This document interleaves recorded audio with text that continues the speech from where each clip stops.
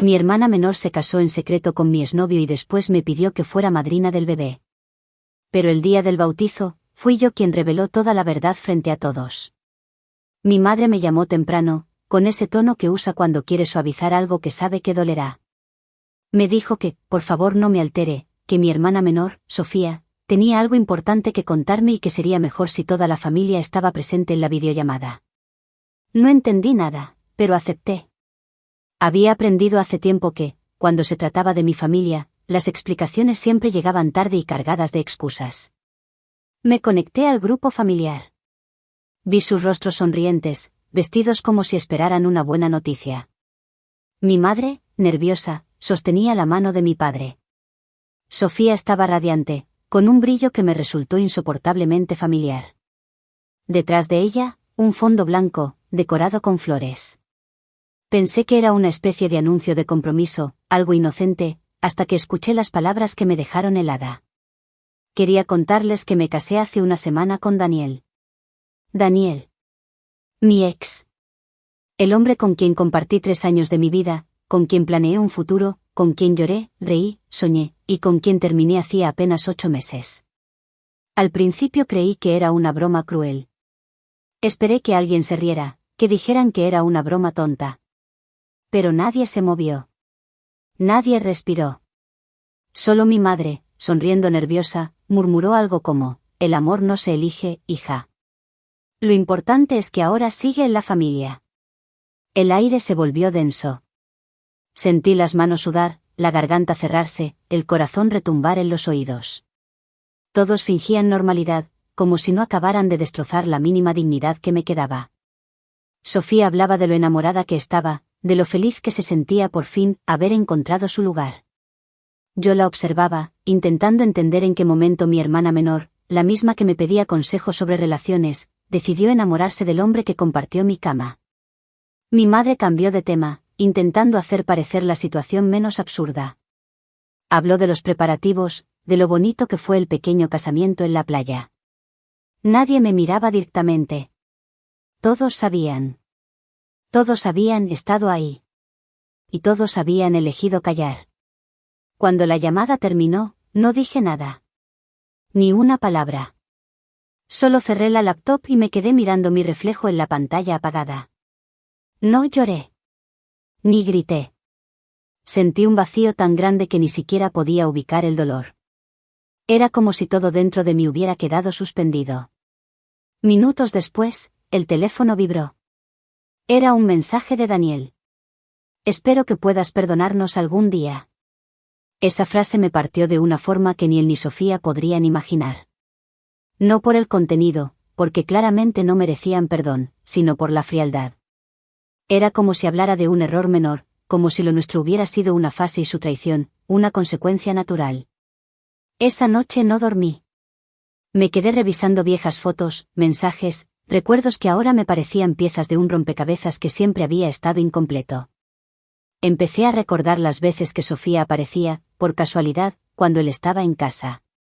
Las miradas fugaces que no supe interpretar, los silencios extraños cuando entraba a la habitación. Todo estaba ahí, pero yo no lo quise ver. No podía entender cómo mi propia hermana había sido capaz de algo así. Crecí defendiéndola, cuidándola, dándole todo lo que podía.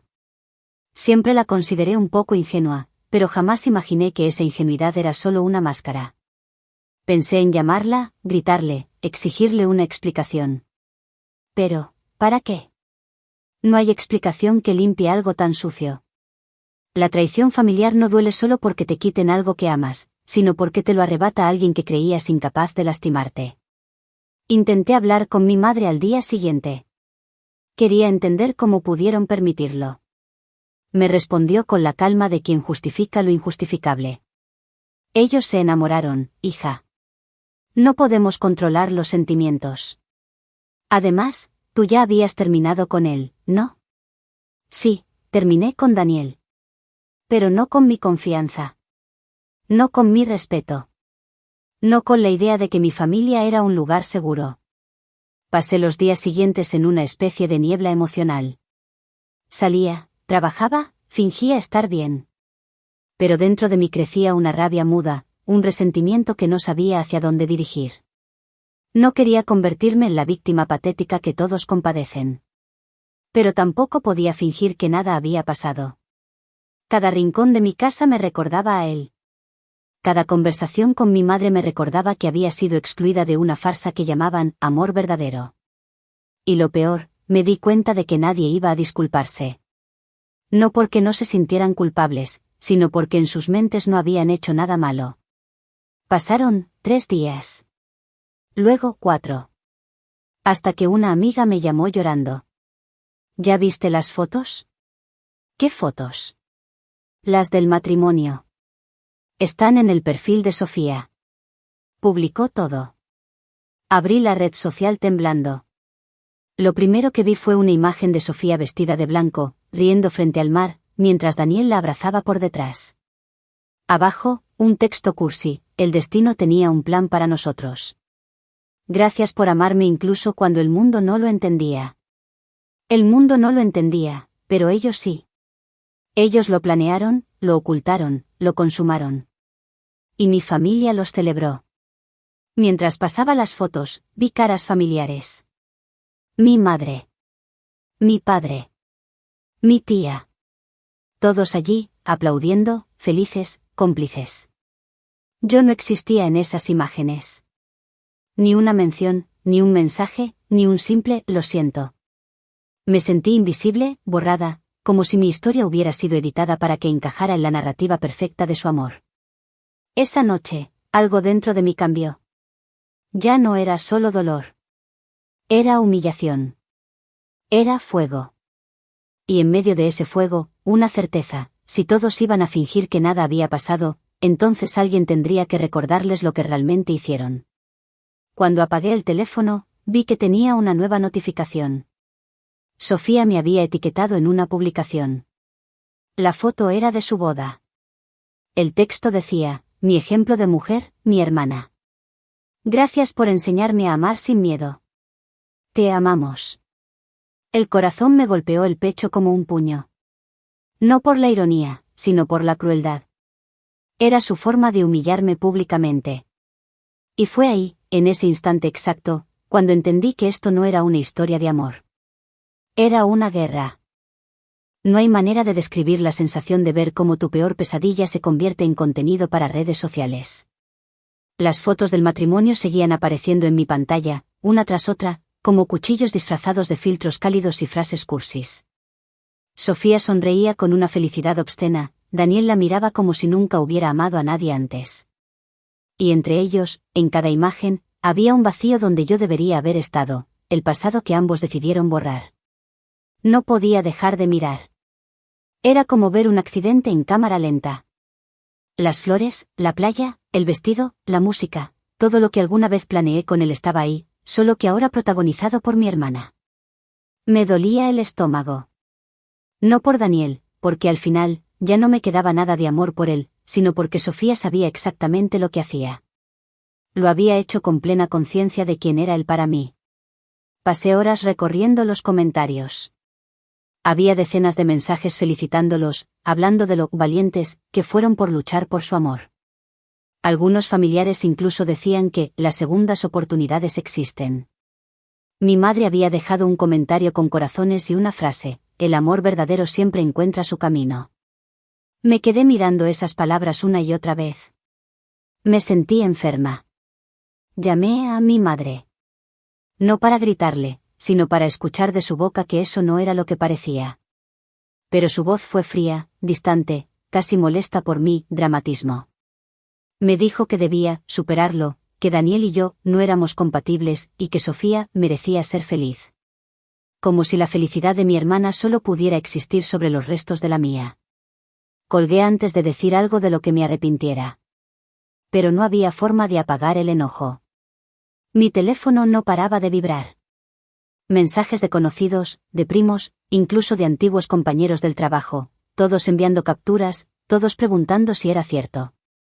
Y yo, reducida a un escándalo familiar expuesto al mundo como si fuera entretenimiento.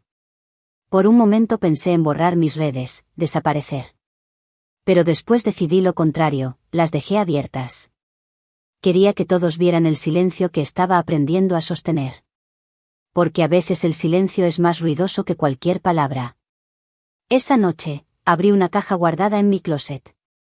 Dentro estaban las cartas de Daniel, los regalos, los recuerdos de viajes, los pequeños detalles que alguna vez significaron algo. Entre ellos, encontré una foto vieja, Sofía, Daniel y yo en mi cumpleaños. Los tres riendo. En esa imagen, mi hermana tenía la misma mirada que ahora mostraba en las fotos de su boda. La diferencia era que, en ese entonces, yo no tenía idea de lo que pasaba detrás. Esa foto fue la primera prueba de algo que había ignorado, las señales siempre estuvieron ahí. Recordé las veces que Daniel mencionaba a Sofía con una familiaridad que me incomodaba, los mensajes que ella me mostraba, por error, las visitas en las que se quedaba más de lo necesario. En mi ingenuidad, lo interpreté como cariño familiar. Nunca como deseo. Los días siguientes fueron una prueba constante de resistencia emocional. Cada publicación nueva era un recordatorio de mi papel en esa historia, la exnovia desechada, la hermana amargada, la que debía quedarse en silencio para no arruinar la paz familiar. Lo que más me dolió no fue la traición, sino la complicidad. Nadie dijo nada. Nadie me defendió. Todos prefirieron la comodidad del secreto.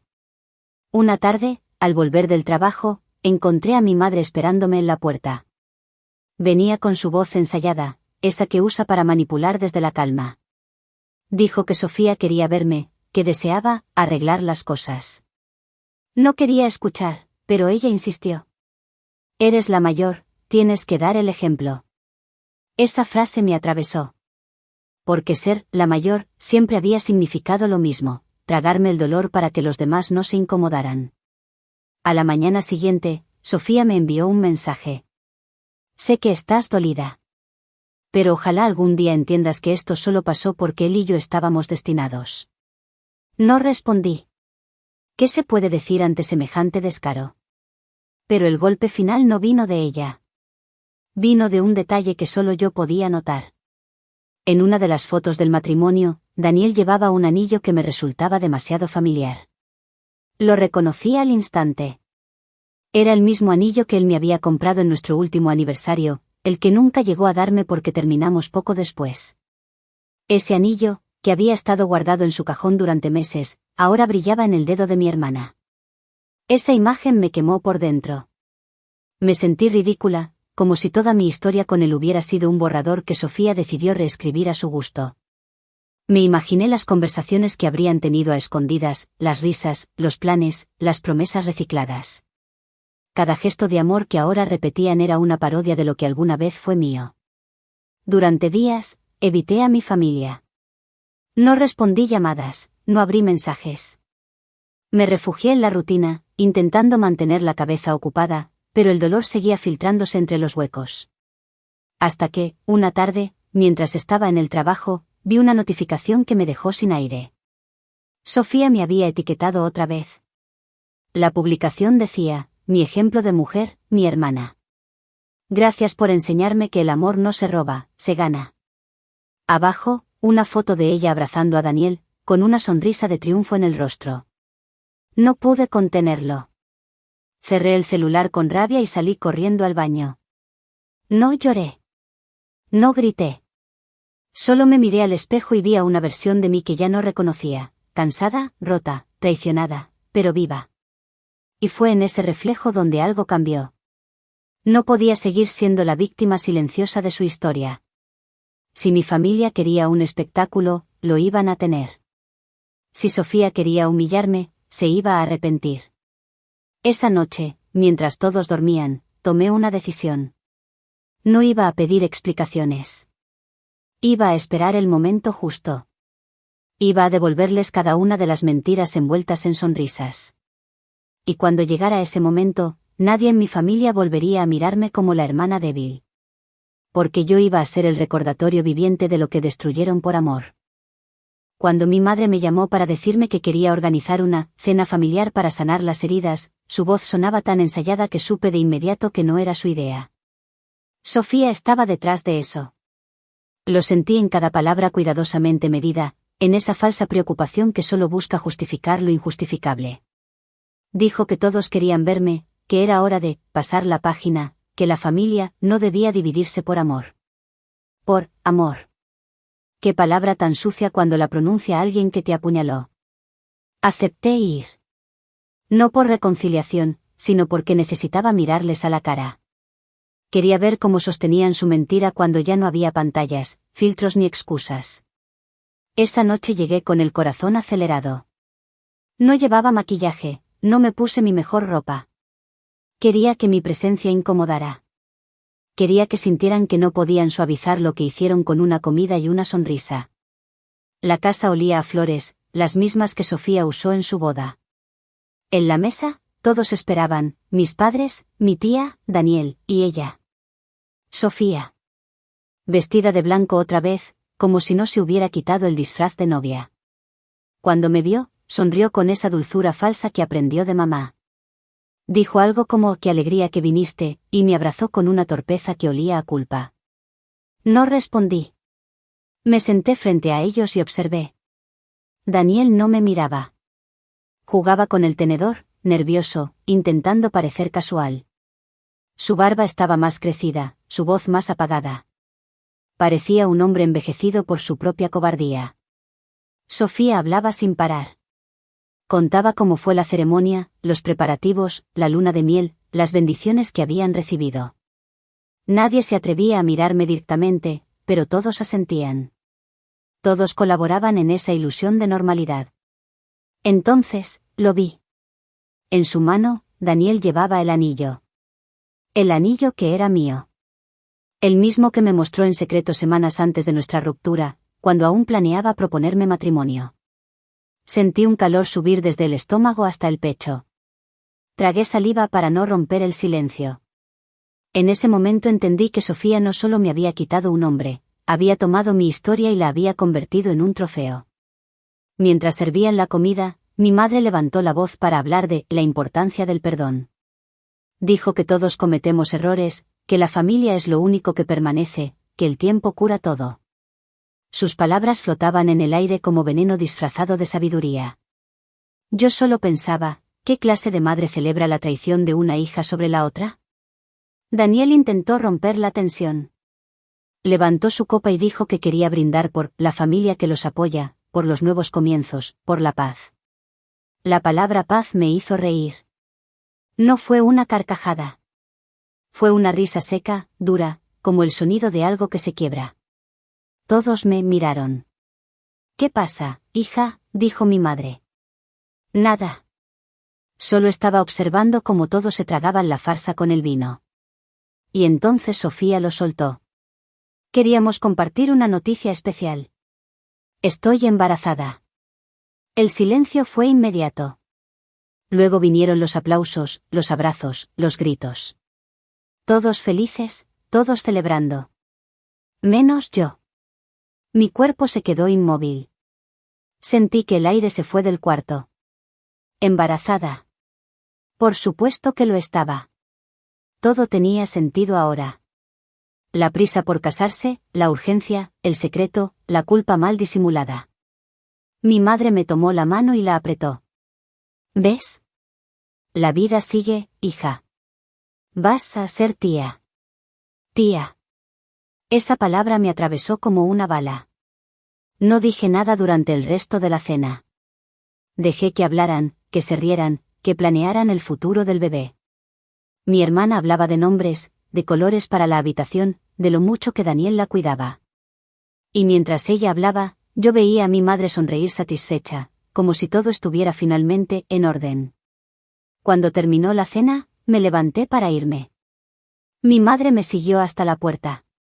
Tenía ese tono entre culpable y manipulador que tanto dominaba. Escucha, hija. Sofía quiere que seas parte de esto. Te admira, te necesita. Sería muy especial para ella si aceptaras ser la madrina del bebé. La miré en silencio. Madrina. Querían que apadrinara el fruto de su traición. Querían que bendijera públicamente la unión que destruyó la mía. No respondí. Solo la observé, intentando entender si realmente creía que esa propuesta era un gesto de paz o una provocación más. Sus ojos decían que era lo segundo. Volví a casa con la mente incendiada. Cada paso era una mezcla de rabia y desconsuelo. Me costaba creer que todo eso fuera real. Mi hermana embarazada de mi ex. Mi madre celebrando. Y yo, la idiota sentimental que debía bendecir su nuevo comienzo. Esa noche, en mi cama, el insomnio se volvió mi único testigo.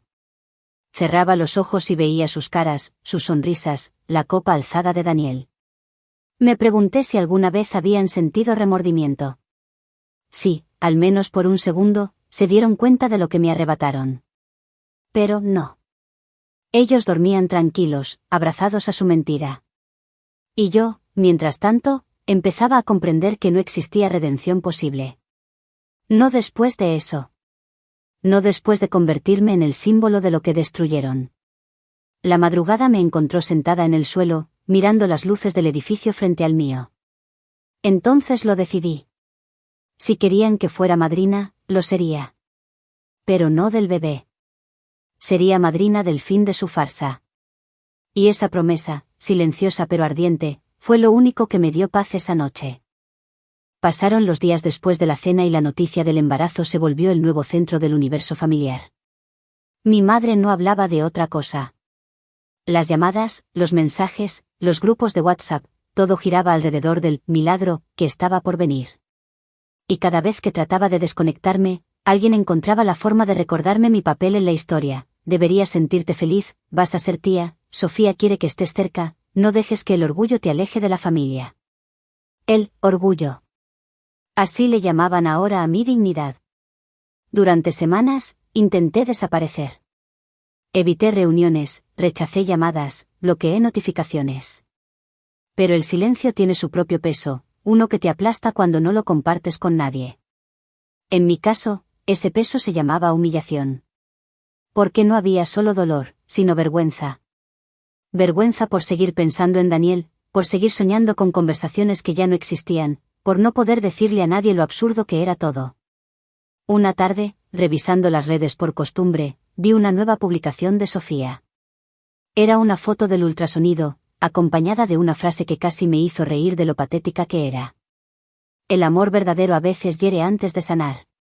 Cientos de comentarios. Felicitaciones. Corazones.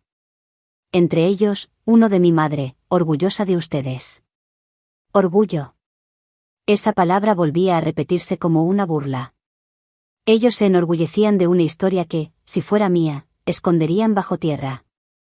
Y yo era el personaje secundario de su cuento de hadas, la sombra que tenían que mantener en silencio para que su narrativa brillara. Esa noche, rompí el silencio. No con gritos, ni llamadas, ni lágrimas. Sino con una publicación. Escribí. Nada más puro que criar al hijo del hombre que destruyó tu familia. Felicidades, hermana. No mencioné nombres. No etiqueté a nadie. Pero todos entendieron. En cuestión de minutos, la publicación se llenó de comentarios. Algunos me apoyaban, otros me acusaban de envidiosa, de resentida. Me daba igual. Por primera vez en meses, sentí que tenía voz. Y, de alguna forma, eso dolía menos que el silencio. Horas después, mi teléfono sonó. Era Daniel. No contesté al principio, pero insistió. Y aunque juré no volver a escucharlo nunca más, terminé respondiendo. Su voz era tensa, apurada. Me pidió que no arruinara las cosas, que no hiciera más drama. Dijo que Sofía estaba sensible, que el estrés podía hacerle daño al bebé. Me habló como si yo fuera el problema. Como si mi silencio hubiera sido un favor que ellos merecían. Entonces lo dijo. Sin querer, pero lo dijo. Ella ya estaba embarazada antes de que termináramos, ¿entiendes? No fue planeado, todo se complicó. Ahí dejé de escucharlo. Esa frase rebotó en mi cabeza como un eco imposible de callar. Antes de que termináramos. Lo repitió sin pensarlo, pero para mí fue una confesión. Sofía quedó embarazada mientras aún estaba conmigo. Mientras dormía a mi lado. Mientras me decía que me amaba. Mientras mi hermana me escribía mensajes pidiéndome consejos sobre su novio complicado. El estómago se me revolvió. Sentí que el aire desaparecía. Colgué sin responder. No quería más explicaciones. Ya no las necesitaba. Esa noche no dormí. Caminé por mi departamento hasta que amaneció. Recordé cada visita de Sofía, cada conversación, cada mentira que no vi venir. Me sentí estúpida. No solo por haberlos amado, sino por haber confiado en que la familia significaba algo. Los días siguientes fueron un desfile de mensajes hipócritas. Mi madre me escribió diciendo que debía ser fuerte por el bebé. Mi tía me mandó un audio con voz de lástima, hablando de la importancia del perdón. Incluso una prima que jamás se había metido en nada me dijo que las cosas pasan por algo. Yo solo pensaba, ¿por qué todo el mundo protege a los que destruyen a los demás? La rabia se mezclaba con algo más profundo, una tristeza viscosa, lenta, que me cubría por dentro. Dejé de salir, de arreglarme, de hablar. La gente en el trabajo empezó a notar que algo andaba mal. Y aunque fingía estar bien, cada sonrisa me dolía como si me cortara la piel. Una noche, recibí un mensaje inesperado. Era de una amiga que también conocía a Daniel. ¿Te puedo preguntar algo? Vi a tu hermana en el hospital hace unos meses, cuando tú todavía estabas con él. ¿Ya sabías lo del embarazo? No. No lo sabía. Y en ese momento supe que todo era aún peor de lo que imaginaba. No fue un error. No fue un accidente. Habían decidido callar. Habían decidido mentirme hasta que ya no pudieran esconder la barriga. Y lo lograron. Tomé el teléfono. Escribí a mi madre. Solo una frase. No vuelvan a contactarme. Ni tú, ni ella, ni él. Consideren que no existo. Apagué el celular. Pero el silencio volvió a pesar. Porque aunque lo odiaba, seguía esperando una reacción. Una disculpa. Una señal mínima de remordimiento. Nunca llegó. Pasaron los días. Hasta que recibí una invitación. Una tarjeta blanca con letras doradas, bautizo de nuestro hijo. Esperamos contar contigo, tía y madrina querida. La ironía era tan grotesca que tuve que sentarme. Habían transformado mi dolor en un espectáculo familiar, una ceremonia donde pretendían redimir sus pecados con mi presencia. Y lo peor, era que esperaban que yo sonriera para la foto. Esa noche me quedé despierta mirando esa invitación. Entre lágrimas y rabia, tomé una decisión. Si querían que estuviera presente, estaría. Pero no como madrina. Iba a asistir como testigo de su mentira. Y frente a todos, iba a devolverles lo que me hicieron, sin gritos, sin insultos, sin violencia. Solo con la verdad. Porque a veces, el silencio no es perdón. Es preparación. El día del bautizo amaneció con un cielo gris, pesado, como si incluso el clima se negara a bendecir aquella farsa. Me levanté antes del amanecer, no porque quisiera, sino porque no pude dormir. Llevaba semanas preparando ese momento, repitiendo en mi cabeza lo que iba a hacer, lo que iba a decir. No me vestí de negro, como algunos esperaban. Me puse un vestido beige, simple, elegante, casi neutro. Quería parecer tranquila. No quería darles la satisfacción de verme rota. El espejo me devolvía una imagen que no reconocía del todo, la misma cara, los mismos ojos, pero con una calma que no era paz. Era otra cosa. Una especie de control que solo nace cuando ya no queda nada que perder. Llegué a la iglesia unos minutos antes de la ceremonia. Las bancas estaban llenas. Familiares, amigos, conocidos, todos sonrientes, tomándose fotos. Vi a mi madre hablando con una prima, radiante, como si los últimos meses no hubieran sido una guerra silenciosa. Y ahí estaba ella, Sofía. Vestida de blanco, con un brillo casi teatral. Tenía al bebé en brazos. Su bebé. El hijo de mi exnovio. Mi sobrino. El símbolo viviente de todo lo que me quitaron. Daniel estaba a su lado, sosteniendo una vela, con una expresión serena, casi orgullosa. Cuando me vio, su gesto cambió. Bajó la mirada.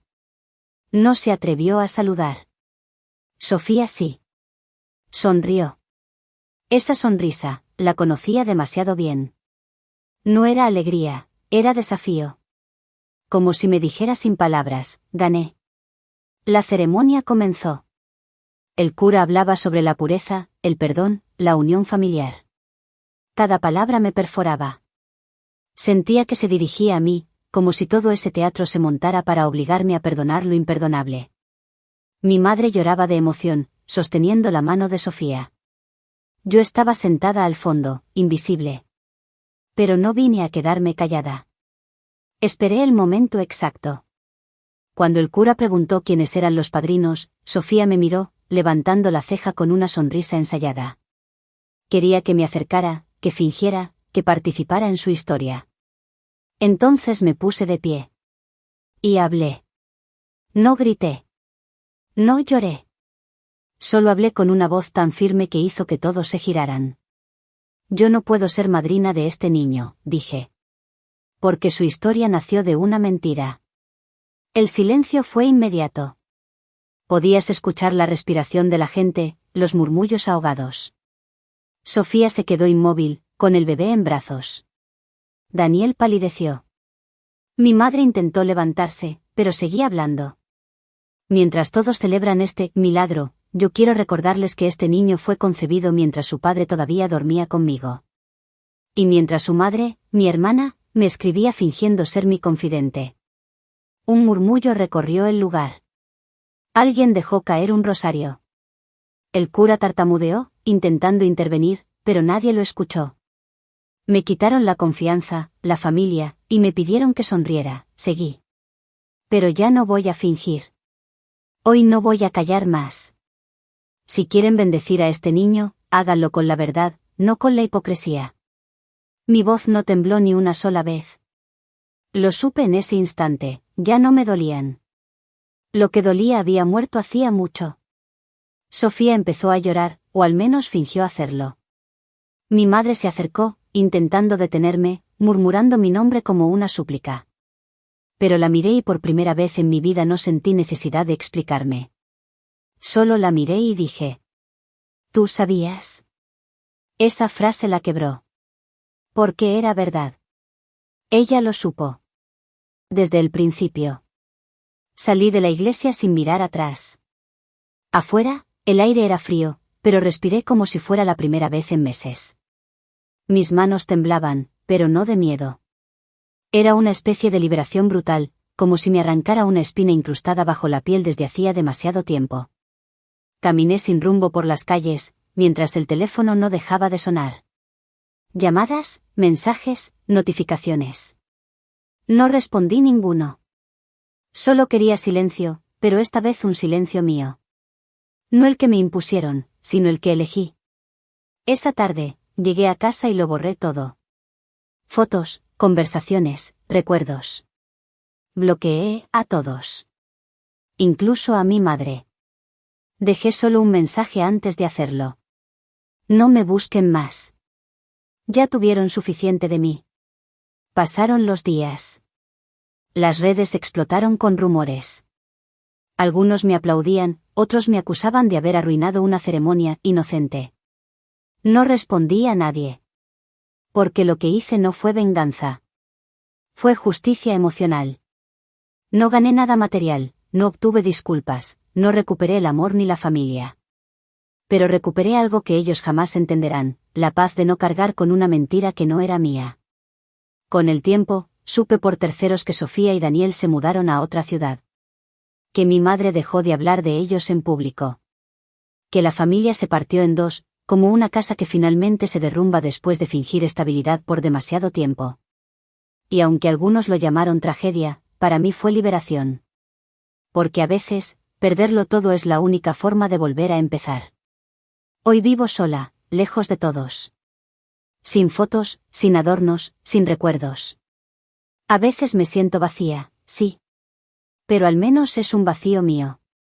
No prestado, no impuesto. Y cuando el silencio me visita, ya no pesa. Suena como libertad. Han pasado 2 años desde aquel día en la iglesia. A veces siento que fue otra persona la que habló, la que quemó el disfraz de familia feliz frente a todos. pero luego me miro al espejo y sé que sigue siendo la misma voz, solo que ahora no tiembla. Vivo en un pequeño departamento cerca del mar. No hay lujos, pero hay calma. Aprendí a disfrutar el sonido de las olas como si fueran una respuesta lenta a todo lo que alguna vez grité en silencio. Me levanto temprano, trabajo desde casa, cocino lo justo, y me hablo a mí misma sin miedo a quedarme sin respuesta. Al principio, me costó entender quién era sin ellos. Sin la necesidad de ser la hija buena, la hermana comprensiva, la novia que perdona. La traición me arrancó todo eso de golpe. Pero en ese vacío, encontré algo que no esperaba: espacio. Espacio para mí, para reconstruirme sin pedir permiso. Hace unos meses, mi madre me escribió por primera vez. No para justificar lo que pasó, ni para pedirme que regrese, sino para decirme que se arrepiente. Que la familia ya no es la misma. Que Sofía y Daniel se separaron. Ella dice que él la engañó también, que se fue sin dejar rastro, que el bebé ahora vive con ella, mi madre. No respondí de inmediato. La verdad, no sentí satisfacción. Solo una tristeza tranquila, como si esa historia ya no me perteneciera. Pero un día, lo hice. Respondí con 3 palabras. Cuida del niño. Porque él no tiene culpa.